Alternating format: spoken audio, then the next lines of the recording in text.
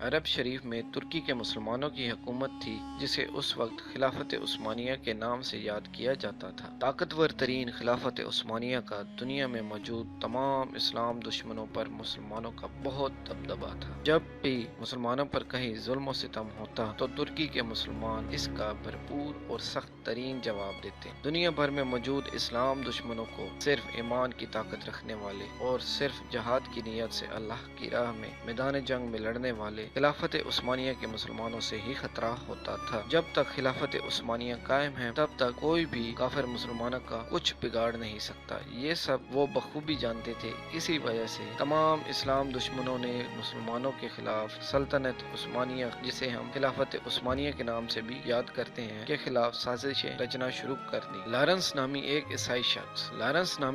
عیسائی شخص کو ان لوگوں نے اپنے ایک مہرے کے طور پر کھڑا کیا، جو عربی زبان میں بہت مہارت رکھتا تھا۔ سننے والوں کو اس پر شک نہیں ہوتا تھا کہ وہ عربی ہے یا عیسائی۔ اس نے عرب کے لوگوں کو یہ کہہ کر گمراہ کرنے کی کوشش کی اور بولا کہ تم عربی ہو اور ترکی کے لوگ اجمی ہیں۔ عربوں کے حکمران صرف عربی ہو سکتے ہیں۔ ہم لوگ کیسے ایک اجمی کی حکومت کو برداشت کر رہے ہیں؟ اور اس وقت کے دانشمند عربیوں نے اس کی فریب کو جان لیا اور اس کی بات کو نہ مانا۔ اس کے بعد اسلام مخالفوں نے ایک اور امفرے نامی شخص کو تیار کیا۔ اس نے عربوں میں سے دو لوگوں کو چنا۔ امفرے نے ایک کو مالی امداد اور دوسرے کو عرب سردار بنانے کا لالچ دیا۔ ان میں سے ایک کا نام شیخ نجدی عبد الوہاب اور دوسرے کا نام ابن سعود تھا، جو ایک بہت بڑا لٹیرا تھا۔ ابن سعود نے کافروں کے بنے ہتھیاروں کی ایما پر عرب شریف میں خلافت عثمانیہ کے مسلمانوں کے خلاف بغاوت پر اکسایا۔ ابن سعود نے ان ہتھیاروں سے مکہ، مدینہ اور طائف کے مسلمانوں کو بے گناہ قتل کروایا۔ ترکی کو جب اس قتل و غارت کے بارے میں علم ہوا تو ترکی نے اس پاک سرزمین سے قتل و غارت رکوانے کے لیے حرمین شریفین کو چھوڑنے کا فیصلہ کر لیا۔ اس اعلان کے فوراً بعد نجدیوں نے حرمین شریفین پر قبضہ کر لیا، ساتھ ہی مسلمانوں کا زوال شروع ہو گیا۔ اسلامی تاریخ میں پہلی بار بدنام زمانہ ابن سعود نے عرب شریف کا نام تبدیل کر کے اپنے نام پر سعودیہ عرب رکھ دیا۔